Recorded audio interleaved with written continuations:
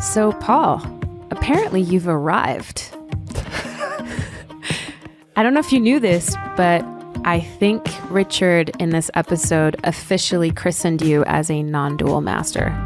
Yes, you can take my course online for $99.95 to also become a non-dual master. No, I was flattered, elated that Richard sees something in me. Oh, and I just try to receive it and hold it lightly, because I was not expecting him to offer such kind words upon me. Well, isn't that just, that's just the example that I feel like he's offering us of deep, profound humility, where we can look at this concept of non-duality that we often get so heady and achievement-oriented about, or kind of equate with some sort of blissed out state.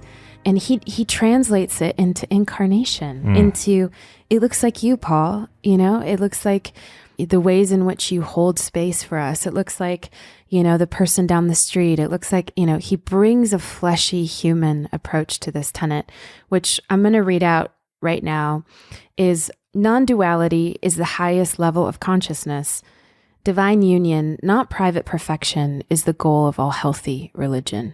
And we really lean into that perfection piece, which we've noted has come up quite a bit in our conversations, and how that is not, this old model of achieving perfection is actually a barrier to our leaning into the stance of non-duality. Yeah. We also spent some time in this episode talking about how divine union isn't a static thing. Yeah. It's not a one and done. It's not just a place you hang out, but rather divine union seems to be inviting us into action, into manifesting. It's a part of that creativity on behalf of the whole that moves in and through us with momentum, with dynamism, which I found really helpful, so that it wasn't just this idea of like, yes, take the elevator up to the 7th floor of non-duality, and from there, you will see everything and know everything.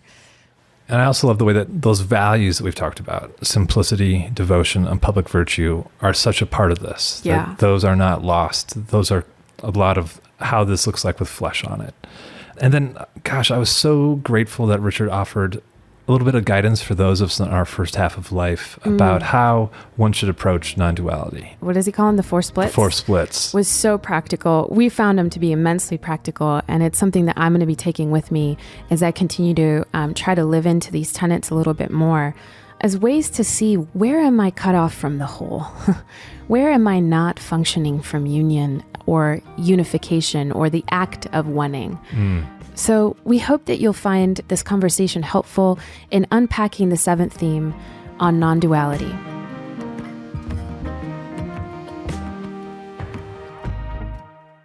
So, Richard, we have made it to the 7th theme. Yep. I feel like the 7-story mountain, like we just got to the pinnacle here. It is funny that we concluded with 7 themes, but After all. yeah. And I'm gonna read the 7th theme out loud just to begin our conversation Sure. today. All right. The 7th theme of the Alternative Orthodoxy is non-duality is the highest level of consciousness. Divine union, not private perfection, is the goal of all healthy religion. Paul and I kind of thought maybe you could kick us off, but we were thinking about, instead of sharing a story as we have been with each of these themes that helps us put flesh on it, we wondered, is there somebody in your life that really embodies this tenet for you, that pointed the way, that helped you see that this tenet can be true and can be actualized and realized? Yeah, there's actually a lot of them over the years, and you'll be happy to hear this. Usually they're 9s. Our people. I knew you were special and holy for a reason. Not that the rest of us can't learn it, but to 9s it just comes naturally. It's like, yeah, why wouldn't you do that? It's your gift, it really is. I wonder if that's why in the Enneagram the 9 is put at the top as the archetypal simple human being. They refuse complexity if it isn't necessary. Now, there's a good meaning to complexity, but there's a bad meaning, and the bad meaning is the splitting of an issue or a problem into 2 alternatives and thinking because you chose one, you're smart. So Yeah, most nines I've ever known. Going back to the New Jerusalem days, they were the peacemakers, they were the resistors, and yet they did it consistently in such a non-showy way, such a non-pretentious way. In fact, you'd find out they'd been doing something for months and the rest of us didn't even know about it. It's really your gift. But do you want a single name? Well, one sitting across from us, Paul Swanson. He is. That's your gift. Everything I just said is true of you. You resist drama, and you resist pushing yourself forward. And that non-egocentricity allows you to be a kind of non-dual person a little more quickly than the rest of us. I'm not saying you're naturally enlightened. You have to go through your growth. And I know that. Yeah. Growth and suffering like everybody else. Largely in terms of purifying your motives and choosing love again and again. But it always seems like you have a head start. It's wonderful. Well, this has suddenly become my favorite episode. Something that came to mind for me is someone who lives here in Albuquerque. His name's Chuck. He lives a very radical lifestyle, very radical. He lives on less than like $500 a year. He invites anyone who needs a place to stay into his home. All of his food comes from what everyone else wastes. But I think it's been that radicality that has been the gateway for him to live out of this union. He also has a very deep prayer life. He begins the day in a couple hours of prayer, just abiding in that presence. And I've never heard a judgmental word come out of him for those who live. Yeah, you know him well too. Sure. And that spirit is so contagious to me of this is what happens when someone lives in deep, abiding union. Thank you. That's true. I've passed him on his bicycle many times over the years and feel so guilty in my little Honda. The Franciscan rides by and the true Franciscan, rides his bike. How about you, Brie? Anyone come to mind? Yeah, I think, it's almost like I catch glimpses of this in little moments with different people. It's almost like little shards of colored glass, that you get this little glimpse at character traits that really seem to come out of non-duality, or that seem to be the outcome of that inner stance. And one of the things that I think about with this tenet is one of our faculty members, James Finley, and just his humor, his sense of humor, the way he is just so fully free, almost like the perfect embodiment of the holy fool, right? Like he'll give these incredible talks and then he'll come down from the stage and be like, yeah, I don't really know what I said, and they're all listening, and they think I'm a master. I don't know what I'm saying. It's just like this lightness and not taking himself so seriously, but considering that the challenges that he has lived through in his life and the trauma that he has experienced, to have that kind of lightness of spirit that is it's delightful, and it delights in others, and it allows others to then feel delight as well. There's just this effervescent quality to Jim that anytime I'm around him, I'm just like, yeah, there's something about that energy that feels like it's the product of deep divine union. Yep. Well said. So as we jump into this topic, I think one of the greatest foundational dissonances that we're still living within Christianity that we've been talking about on this season is the idea of consciousness or union as, a state, as if it's a static floor in a building that we just need to climb up to or take an elevator to. And I hear in the conversations we've been having this week, a shift into dynamism, to be thinking about these concepts in relationship and in creativity and in evolution. And it kind of takes on a different tone when we shift into that, because it becomes more about an inner creative stance as opposed to this static floor that we're all trying to climb up to. How does Jesus's prophetic example lived, creative, dynamic example of his life influence how you think or talk about non-duality? Well, of course, he's my stamp of certification that this is legitimate, even though he never uses the word. But if you look at his teaching method, he's always leading people to non-reactionary, non-choosing sides. And the way he has to do that very often is to identify with the rejected side, but not in a sense of punishing the perpetrator. It's very clever, and it seems like we didn't have the eyes to see that it's clear that he does. So even now, preachers don't tend to point that out. They just settle for a miracle or, the healing of a leper like we had this morning, which you don't know what to do with until you know that the leper was not a Jew. Leprosy was considered sinful or a sign that you were sinful. You have to read the whole context of most of Jesus' stories. It's the relationality that is revealed in the story that reveals the real message. And relationality is complex. It's, like you say, it's dynamic. It's not one issue. It's about 6 issues coming together. I don't know how we're going to train people to rethink that way, because I listen to political discourse.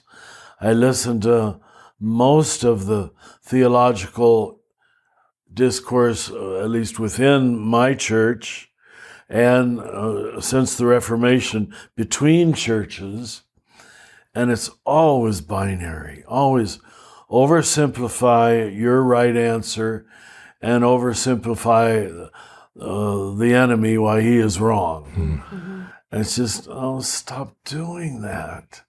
It's never going to get us anywhere. So Jesus didn't succeed thus far in teaching it very well, because, sorry to have to keep saying this, we made his life into a set of transactions that were supposedly wonderful. Well, they were wonderful. But the medium was never the message. It was always the conclusion was the message. And we were supposed to go, wow. But a lot of wows don't add up to non-dual consciousness on either side, where you, yep, we got it, it's settled. There's something about non-duality that leaves you deliberately, intentionally, partly unsettled.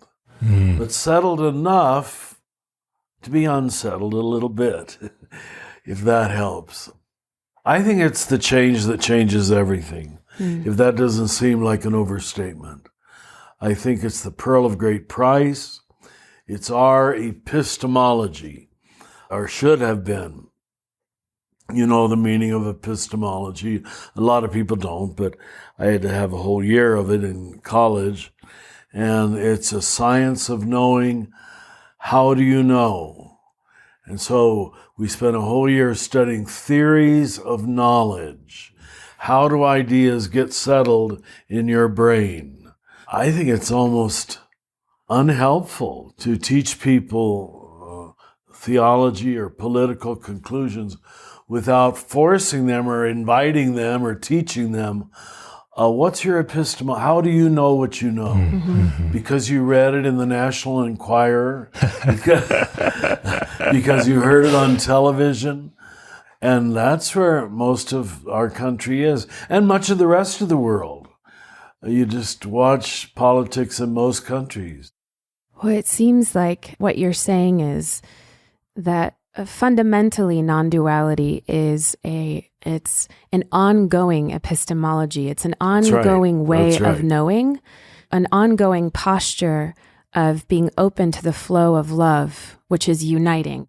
We don't ever arrive. This isn't something that you can arrive in and be like, ding, I'm on floor 7. I got to non-duality, but rather it's an inner stance that allows us to channel the flow of loving more deeply in relationality to the whole and to God. That helps me a lot, Richard. It does, because people don't feel you're laying a new ideological trip on them with this new clever word. You know, something that might help in this conversation is, again, the master Ken Wilber's distinction between stages and states. So you made the point that, and I think that's right, no one achieves it as a permanent state. Take what the 12-step people call the confusing moments: halts, hunger, anger, loneliness, tiredness, and stress. When you're in any of those 5 states, you will momentarily regress to a lower stage. But once you've touched upon what non-duality feels like or can achieve, you're forever fascinated by it. So that's real helpful. So none of us can walk around saying, I'm permanently there. Yeah. Right. And I'm always glad we have this story in the Gospels of Jesus sort of being an idiot with this poor Syrophoenician woman and calling her seemingly a dog. Right. Yeah. He must have been hungry, angry, lonely, tired, or stressed Having a bad that day. But the wonderful thing is he reverts then to a non-dual apology and praises her within the same conversation. But he slips into it for a moment. It's an important text that it's in there, that even Jesus didn't achieve non-duality as an absolutely settled, permanent state. He must have lost it now and then. And there's no evidence, well, maybe when he was teaching the elders at 13, but there's not a strong evidence that he had it from his birth to 30 even. What was he doing all that time? You know, maybe he was chewing out people. I don't know. Yeah. Have you ever heard that John Prine song, Jesus, the Missing Years? Where it's a it's a funny song just about his own imagining of what Jesus was up to, you know, falling in love, going to college, becoming a hippie. It's transferred to our period. But taking this thread and continuing to pull on it, thinking about how, you know, Jesus has often been put on the pedestal of, well, Jesus was the Son of God, therefore union was in the bag. Yes. Then how can little old me, you know, even achieve, you know, to use the wrong word, but participate in union? How has Christianity set up kind of that the falsity that we also cannot live in union through kind of moralistic trappings? Like you talk about in this tenet as like, it's not private perfection, but as a system, that's kind of been the setup for union for a lot of us, as we've seen, how do we participate in the life of God from a deep sense of union? Well, I'm sure you know what my answer is going to be, my quick answer. Because we worship the messenger instead of the message. I'm not saying we should even worship the message, but the way I usually say it is we worship Jesus as an icon of specialness and absolute uniqueness instead of followed him. And it's very clear in all 4 Gospels, he said, follow me. He did not say, worship me. In John's Gospel, he says, what I have done, you also must do. That's a significant change of position, of strategy. If we can see Jesus as the model, as the mentor of what union looks like, what union feels like, and what we also can do. I don't know that we're going to get very far until we do that. It's no small issue. All this worshiping of Jesus, I know you've got to do it in the first half of life to find your focus. You need devotion. You need to fall to your knees. You need someone to say, you are my Lord and my teacher. But then we don't really let him be our teacher. We just keep worshiping the icon. And instead of letting the transposition of place take place. In the Universal Christ book, I talk about how good Catholics, who I'm most familiar with, they will come up to communion, not the largest majority of them, but enough. And after you've handed them the body of Christ and they receive it, they will turn toward the tabernacle where the reserved bread is kept and genuflect, which shows they didn't get the point. You're now the tabernacle, you know. So it's no, I am not worthy. Well, what's the point of this whole communion thing? It was just given to you. The state of communion was given to you in your unworthiness. We're back to our earlier themes, how they're all building on one another. Now I can walk with a dignity that I don't have to apologize for or prove or earn. That's our big message, that incarnation is continuing in the body of Christ. And we do that by continuing in two symbolic elements. I admit they're symbolic. That's not saying they're not real. And giving those elements for people to eat, and then you stand there with your dignity restored. But we keep them at the lower level where they're still fawning and fretting about their worthiness. What a way to miss the message. Of course we're unworthy, but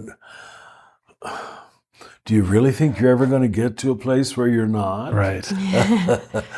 Yeah. But that was the setup trap for so many of us within Christianity, to think that we were going to just get to that place of perfection someday, and that we had to deny our humanity and all the things that made us human, which gets to your question. And deny the divine image within us. I remember it's foundational. I remember coming across this and thinking for the first time, could it be possible that I am also incarnating Christ? What? Right. As me, even with all my daily momentary mistakes. Sure. But, I think what I'm picking up on and what you're saying, Richard, is that this concept of union, you just use the example of communion for the Eucharist, for example. It's not something that just happens once and is done. No. So if we use this dynamic principle, the act of union is unioning. It's oneing to your use of oneing.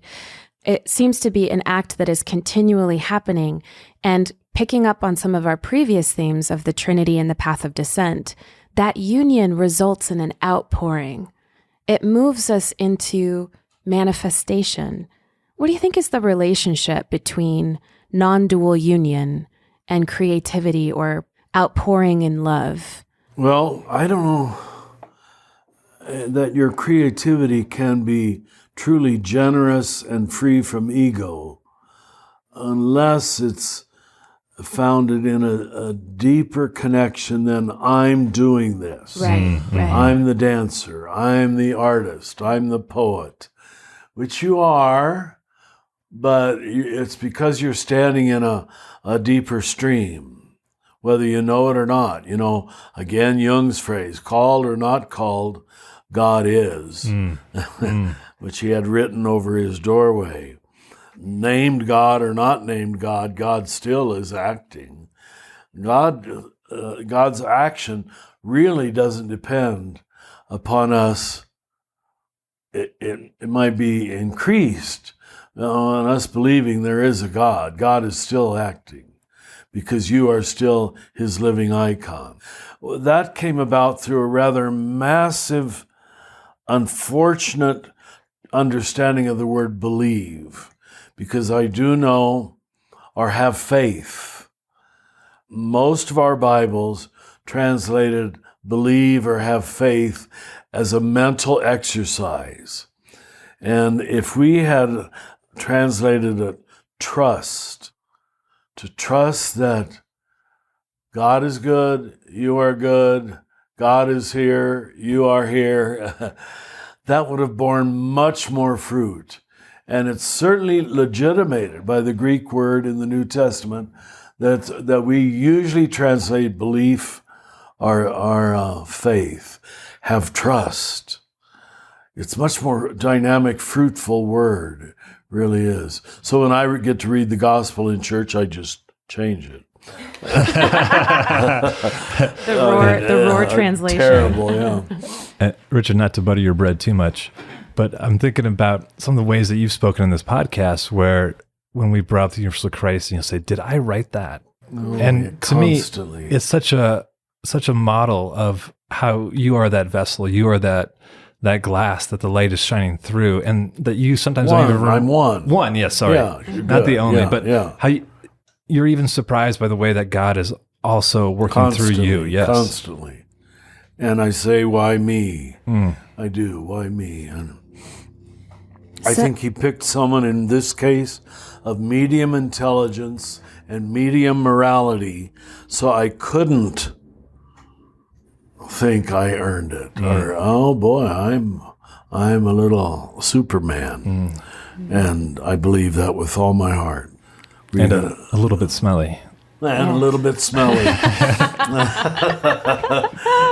I put my deodorant on this morning. I'm really appreciating, I know we've been saying this a lot, but how these tenets are building on each other.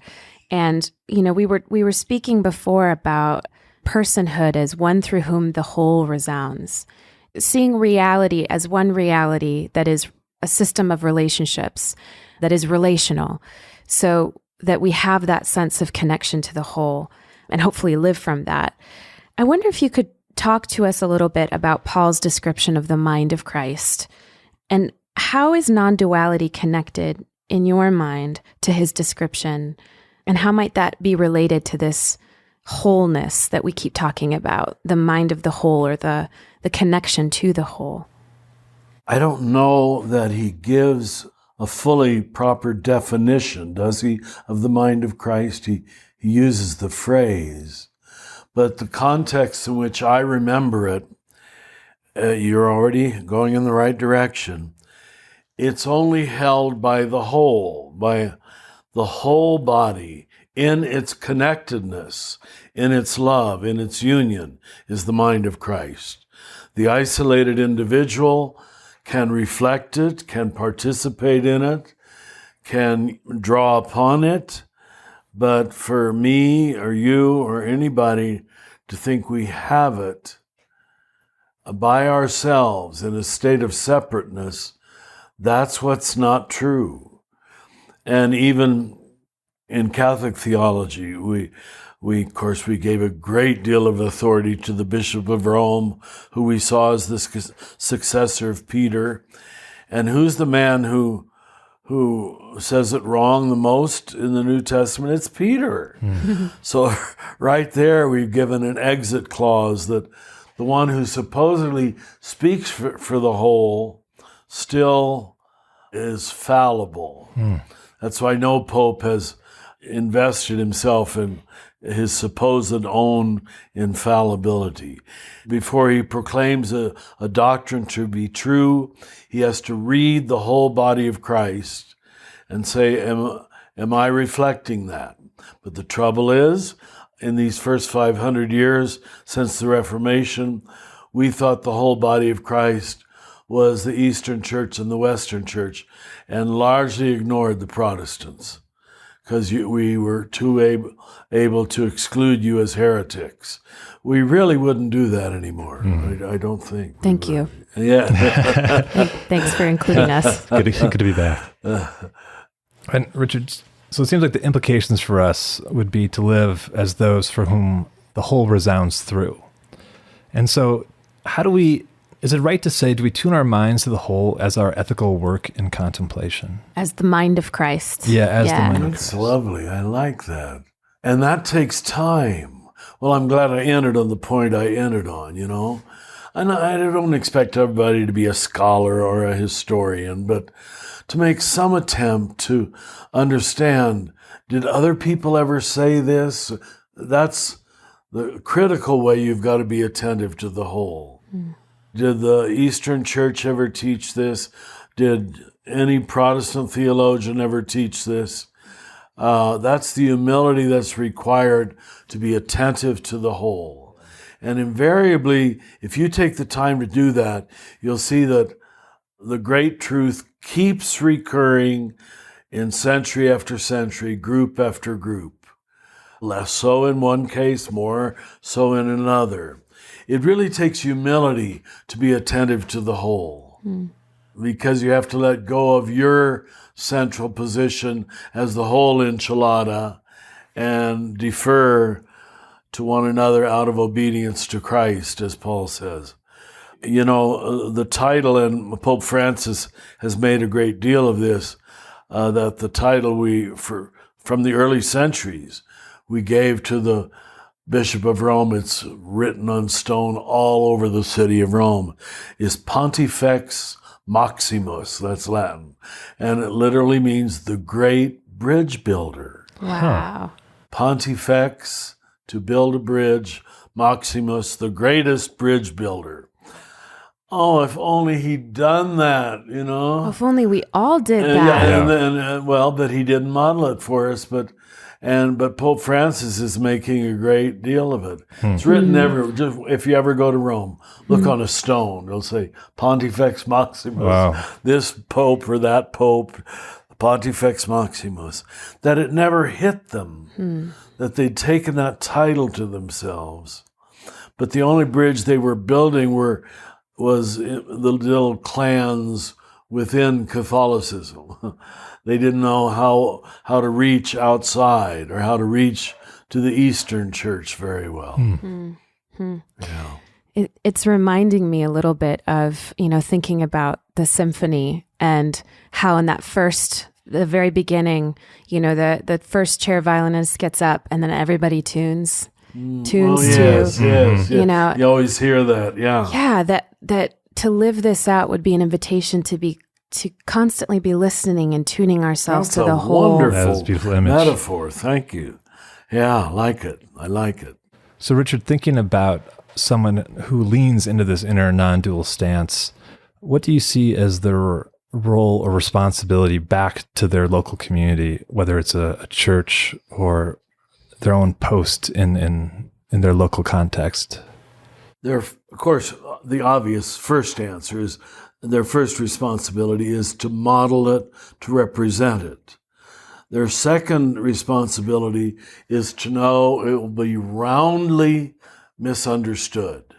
It will look like a false moral equivalence. It'll look like refusing to take a stance, like not being prophetic.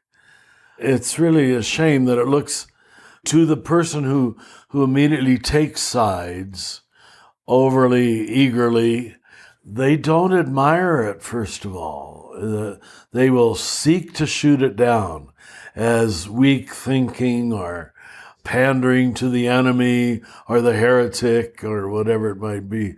So I think if you don't teach the non-dual mystic, contemplative, use whatever, or just Christian, as it should be, some ability to carry the cross of rejection. And I've got to believe that's why Jesus was rejected. I mean, because we say, why would anybody reject anybody so loving and so sweet? Well, you just heard why. It doesn't look like strength. It looks like weakness. It looks like standing for nothing. It looks like refusing to take a stance because you don't join my stance on right or left. And that's why it's an equal opportunity critique of both the conservative position and the liberal position. Yeah. Another name for everything will continue in a moment.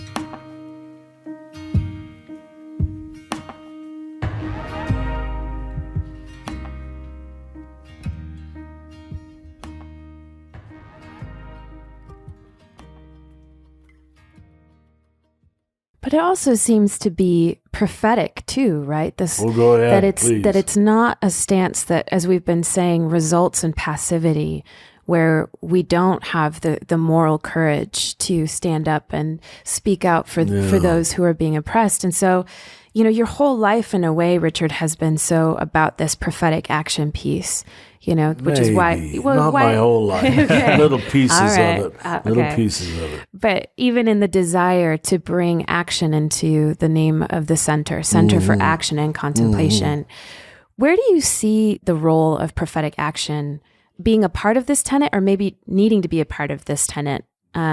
Because even when I read divine union, not private perfection, sometimes in my mind, I find myself wanting to be like, divine union that's embodied in prophetic action, divine union that is manifesting prophetic action. I find myself wanting to add the action piece almost as a reminder just to myself that this isn't a private internal stance, that it has a bearing on our actions in the world. Yeah. It has a public face. Yes, it goes that public. Yeah. So what would you say is the role of prophetic action, and where would you put that into this tenet, or is it in this tenet for you? Thomas Merton says in one place, if your virtue, I'm giving my own words because of my faulty memory, but I think this is the gist of it. If your virtue is entirely private, individual, inner virtue, which is mostly what all of us have been taught. We weren't taught about public virtue. It was all, I'm individually humble, I'm individually charitable. And we ended up not being very well able to do that because we didn't move it to the public forum. But anyway, back to Merton's understanding. He says, that's altogether too private. Mm-hmm. If it never has a public face. And that's what secularism is dealing with. And millennials are dealing with. That they're sort of afraid to show their cards. And I admit, certainly old-time Catholics and evangelicals didn't just show their cards, they sort of pummeled you with their answers. We can't go back to that. But is there any place, and I think there has to be, for public virtue?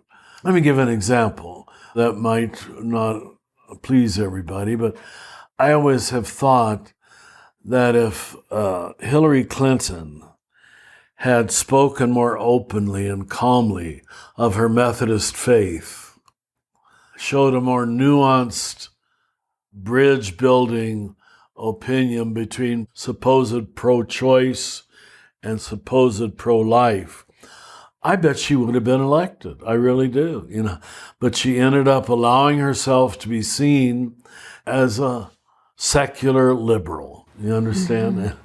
She didn't know how to bring, and that's pretty much Protestant theology. It didn't develop the secular city and how to live with faith in the secular city. Not that we Catholics did it much better, but we at least had it on paper that we should do that. Mm-hmm.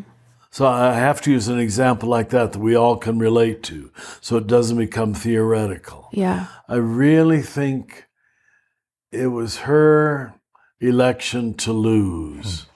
And now look what we have. It's heartbreaking, really. It's helpful to bring in the public virtue into this tenet for myself. I'm thinking that, in a way it's as if you're saying the public virtue of divine union, not private perfection, is the goal of healthy religion. Yes. So that the public virtue component is of a lived response and action of coming out of divine union. That's helpful for me to move it into an external flow so that it doesn't just stay in that private inner perfection that you're distinguishing from. Right now, it's always been. I think it's crucial. Mm-hmm. If we don't bridge that gap, everybody trying to be privately saved and so forth, but it has seemingly no effect on their public attitudes. In fact, they're a little embarrassed to quote anything that is spiritual, Christian, faith-filled.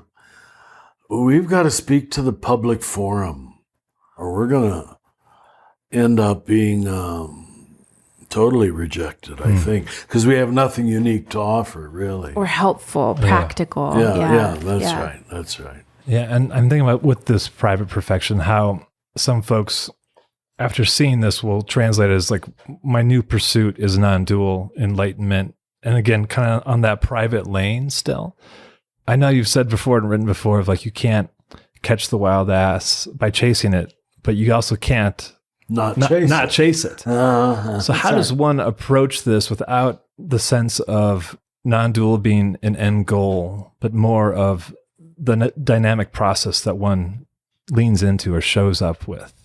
Well, let's go back to what we introduced a few minutes ago about this being our epistemology. It's not yet our metaphysics. If we studied epistemology the first year, the next 3 years we just studied metaphysics. Metaphysics is the nature of what is.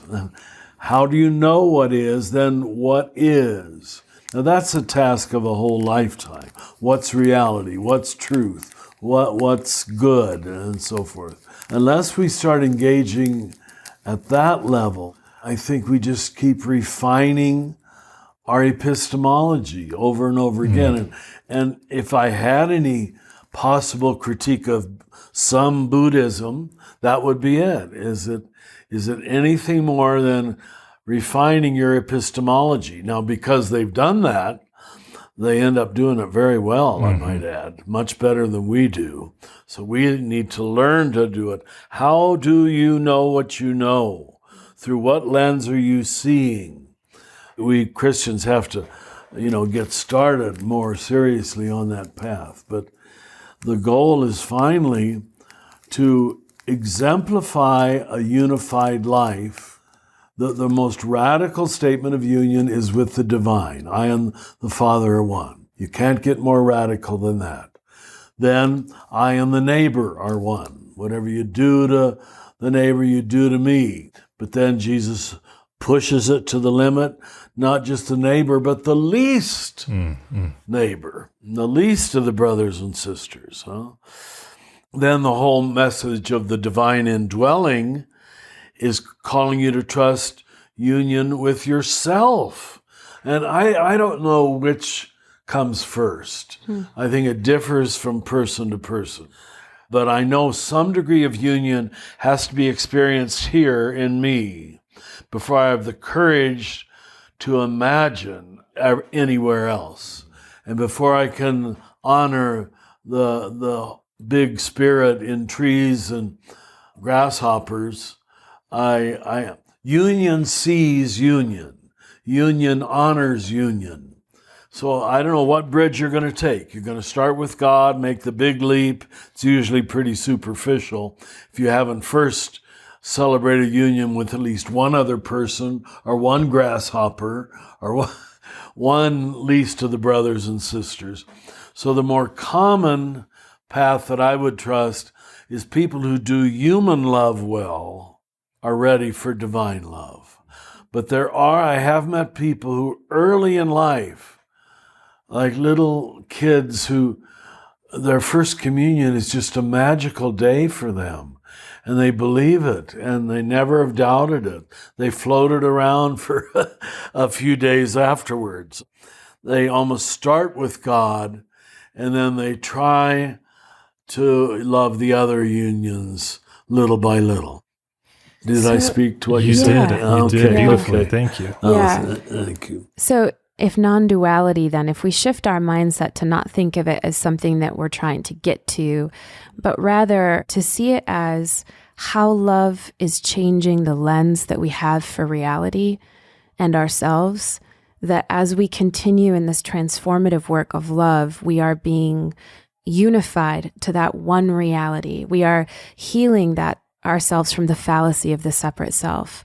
We are moving into the flow of the Trinity, so that in essence, all of these tenets then become true because it is about this flow and trust and path of descent, and that this entire journey is one of shifting how we perceive so that we can join in the flow of love better and more deeply. Yeah.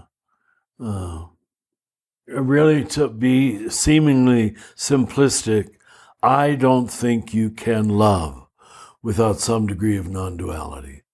How could you? Unless you overcome the split between you and your partner, you and the other. All of our issues, political, social, personal, religious-wise, for their resolution, demand some degree of non-duality to overcome unfair, artificial dichotomies and dualisms. You've heard me say this, of course, I love language and the roots of words, but diabolos, dia, through, bolos, bolein, means to throw. So the diabolical is when things are thrown apart. And we live in a world where everything is thrown apart. In that sense, everything's diabolical, unless some people come along who reunite it in their mind and their heart and say those two are not separate. Those two races, those two religions, those two people. You could take all of the sacraments, all 7 of them. Marriage being the most symbolic, you are not two, you are one. Don't separate it. Penance, saying you're not separate from your sins. Learn from them. They're forgiven, but learn from them. The Eucharist itself, of course, which you rightly call communion.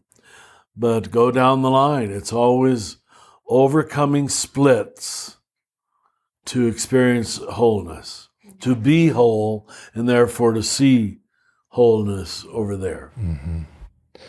Thank you, Richard. And I'm thinking now of knowing that we have a lot of listeners who are in their first half of life. How do you recommend that someone in that first half of life approach this tenet of non-duality and not trying to bypass into some of, what you have called like second half of life spirituality? What kind of guidance would you offer those in their first half of life? Good question. In the practical order, it's going to amount to you not being jerked around by your hormonal, emotional life, which is overly invested in your younger years. And God probably gave it to us to give us a kick in the pants and get us started and passionate about something, zealous about something. But that's why Meister Eckhart says detachment, detachment, detachment. So start practicing already in your 20s and 30s a non-identification.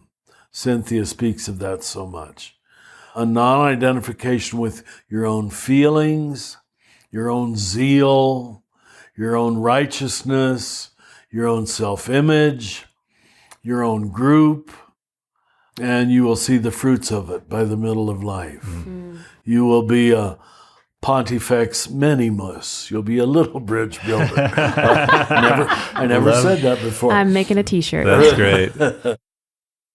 There are 4 major splits from reality that we all have made, I think it's fair to say that, in varying degrees, to create our false self. And if you remain split in regard to even one of these, you haven't fallen into the beauty and goodness of the true self. First of all, we split from our shadow self, which we talked about earlier in the week, and pretend to be our idealized self. That split has to be overcome and that was the meaning of confession of sin, seeing your shadow. So these aren't new psychological ideas. They had old language. Secondly, we split our mind from our body and soul and live in our minds. Now that's what most mature religion understood and why they encourage some form of meditation to get away from that idolization of thinking that led to the low point in Western philosophy, I think, therefore I am. No, you are not your thinking, the mystics and saints would say. Third split, we split from death and try to live our life without any death. There's Ernest Becker again, the denial of death. Let's just live comfortably. Let's try to maintain our beauty, which you only have for a while. Enjoy it, you young people. It's very lovely while you have it. But you slowly surrender to the inevitability of death. And that whatever this embodiment is, as I presently know it, is not going to last forever. And so you've got to find the life on the other side of death now. You can't wait till you die. Once you know, then what did I ever lose by dying? It's okay. Fourth split, we split ourselves from other selves and try to live apart, superior, and separate. Now, if you achieve all of those, which a lot of people do, that's almost their job in the first half of life. Deny their shadow, deny their intimate connection with other races and religions or people, run from death. It's almost impossible to have authentic religion because you will split. You can't experience union with God at any depth. You can be religious in some sense, but you won't be holy. And do remember, we're real lucky in the English language that the word whole and holy are clearly the same word. Now, in Spanish, too, santo is healed.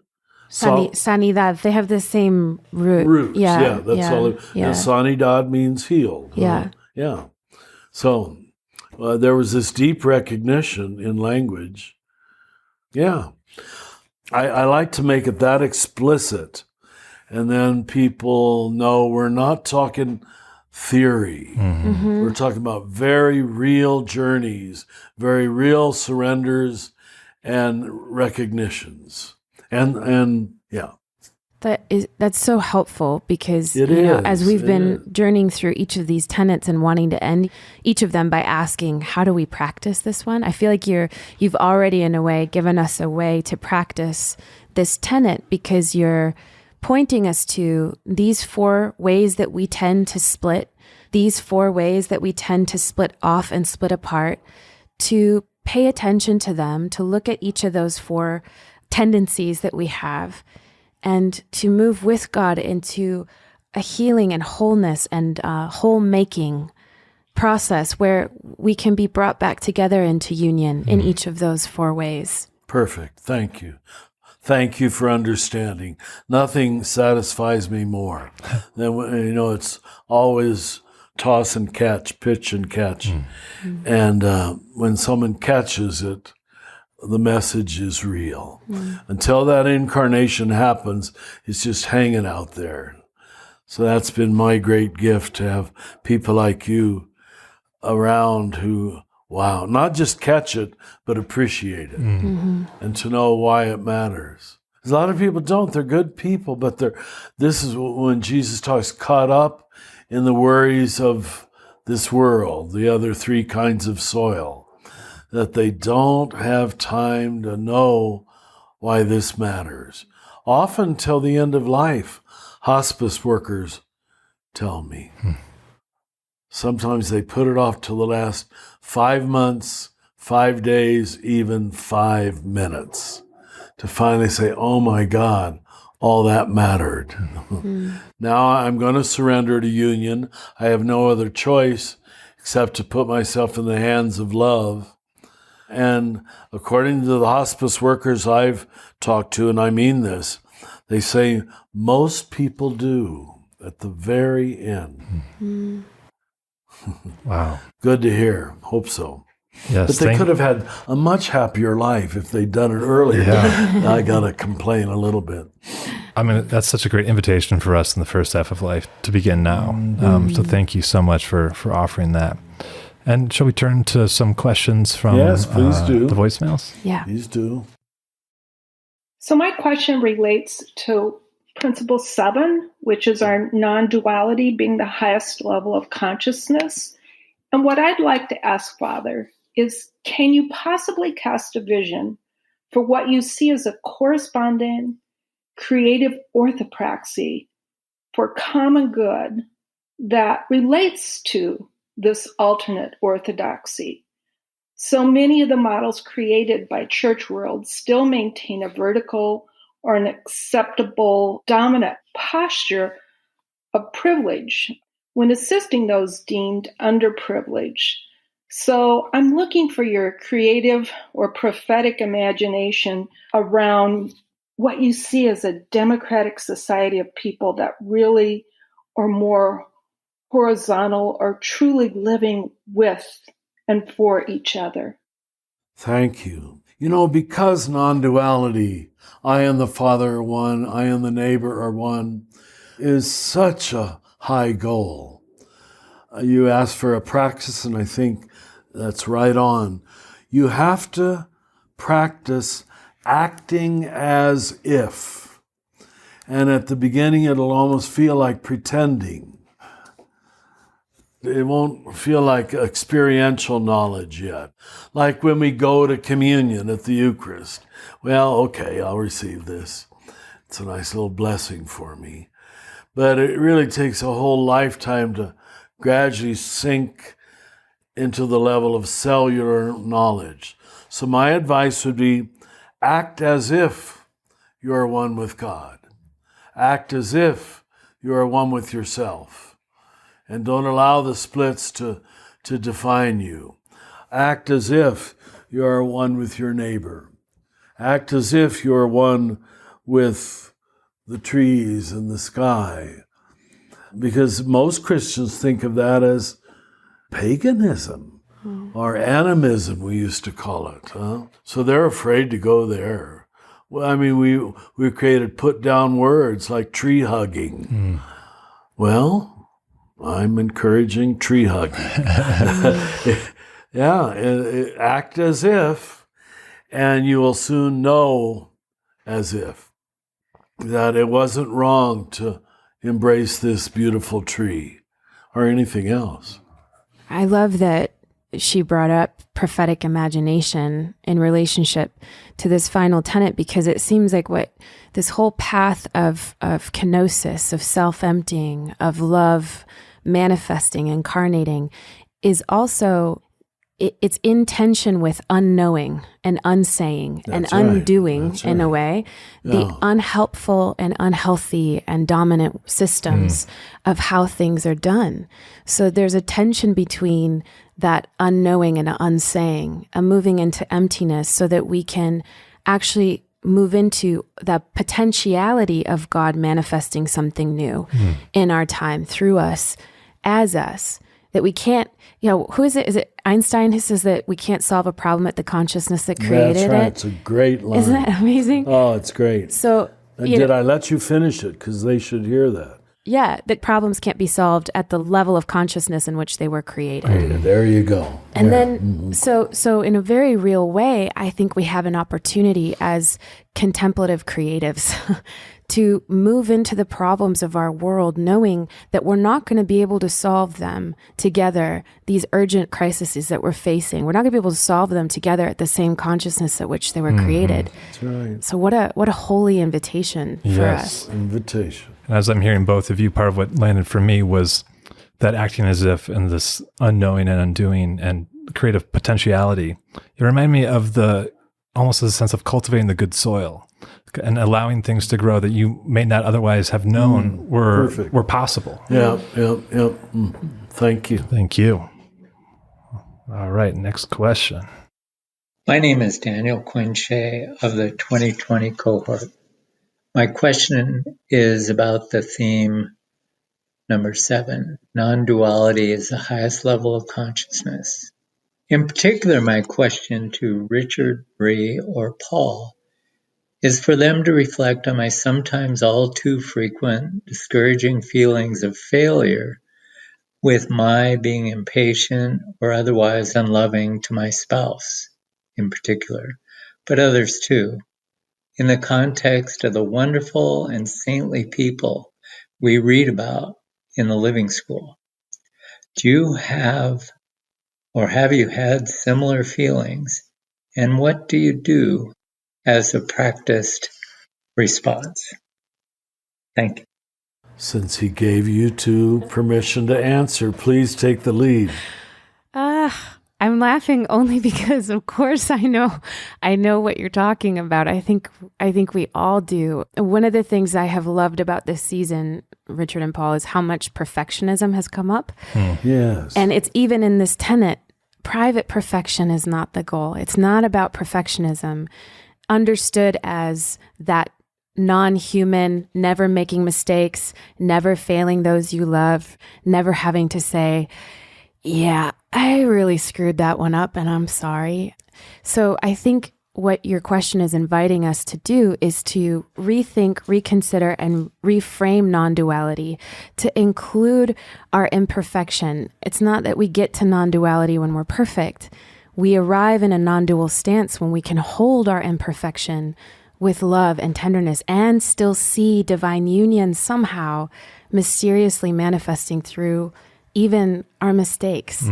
I feel like even this week there have been moments, Paul, where you have like mirrored back love to me after I do something stupid. This is a small example, right? But that the gaze that you have of full acceptance as a friend allows me to continue to relax my boundaries and edges that hold me in that separate idea that I'm not capable of union. I'm not capable of non-duality. God couldn't possibly incarnate as this mess. That's love. Very kind to hear. I think for me, the school of love has been my greatest spiritual teacher, particularly in my relationship with my wife, Laura. And, when I am impatient with her or speak out in a way that is unkind or unloving, the way that we've been able to playfully acknowledge that has been so helpful to not have like this tight rein of like, I messed up, and I'm blaming you, or as in that glass incident spoken of earlier, but just to be able to play with the hurt feelings at times so that they don't become something that we can't talk about. For us, it often starts with beginning with a playfulness and then leads into a deeper conversation. But it kind of jolts us out of holding one another up to this sense of what does it mean to be the perfect married couple? We have to relax and allow ourselves to fall and laugh at ourselves before sometimes we can re-engage into the seriousness of the school of love. Wow. A terrible thing has been done to our generation in this phenomenon we call postmodernism, that almost what it means to be educated is to be a critical thinker. Translate that, an antagonistic thinker, to point out the opposite. On the road, I almost feel like I'm sort of lucky I'm getting old, because public discourse, especially with young people, and they don't know they're doing it, but the first hotshot will point out how this book shows that that's an overstatement, And now I've regained control of the ball. Please don't be offended by this, but even one person told me, who'd listened to our first set of podcasts, said, "Oh, Brie and Paul are just fawning over you, and I hope you're not." But what it means to have a critical mind is to be critical, And so when you love something, people are a little embarrassed by it.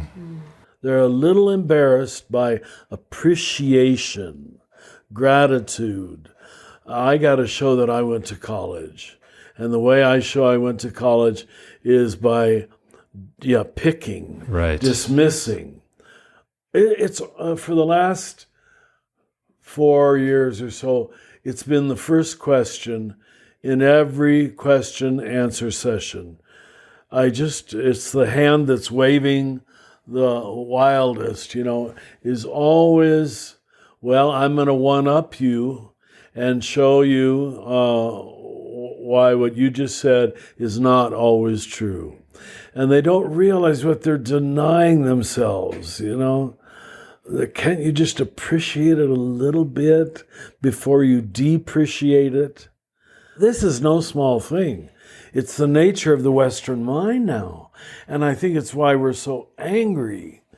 because you can't live in a dismissive, depreciating mind all day to prove how smart you are, how clever you are, by putting down anybody's thesis about anything. And they do that to one another. And now, fortunately, I've had many by the third day of a retreat or conference who would come up and quasi-apologize because they get what they're doing.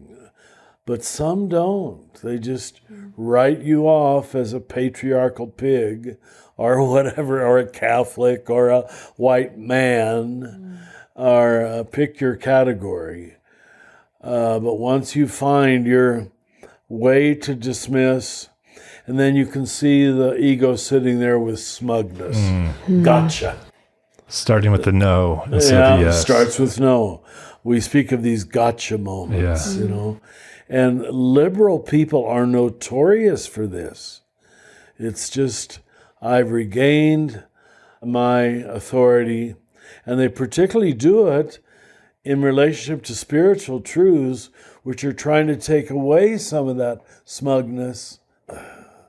I can see why initiation rites were necessary, particularly for the male in history, because that's the normal path of the male. But now it's the path of the female, too.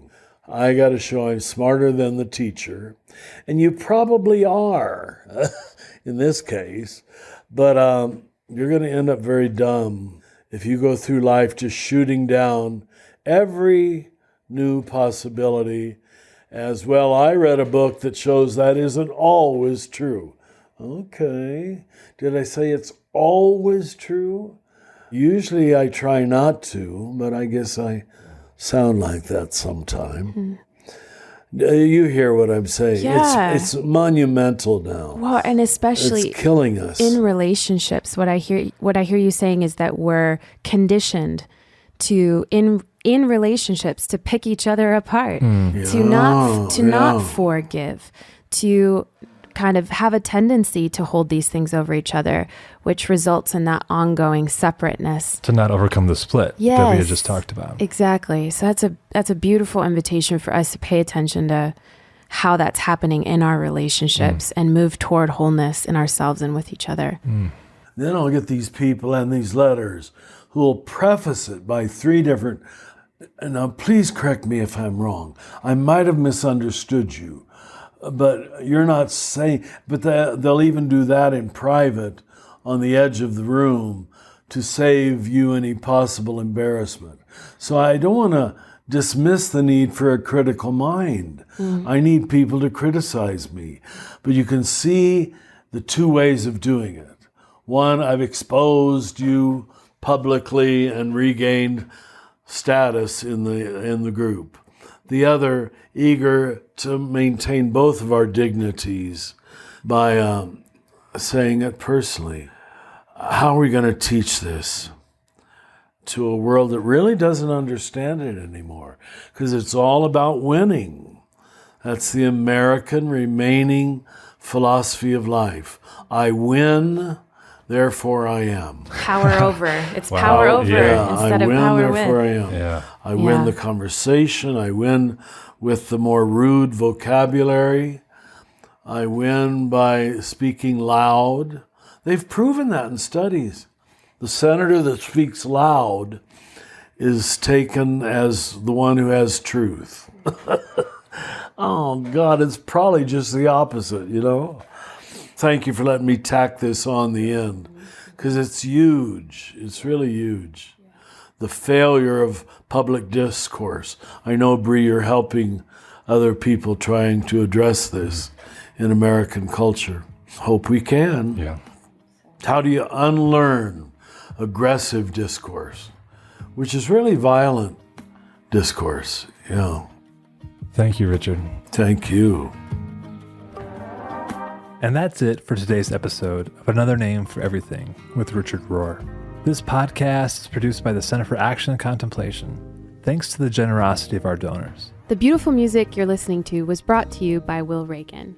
If you're enjoying this podcast, consider rating it, writing a review, or sharing it with a friend to help create a bigger and more inclusive community. To learn more about Father Richard and to receive his free daily meditations in your electronic mailbox, visit cac.org. To learn more about the themes of the Universal Christ, visit universalchrist.org. From the high desert of New Mexico, we wish you peace and every good.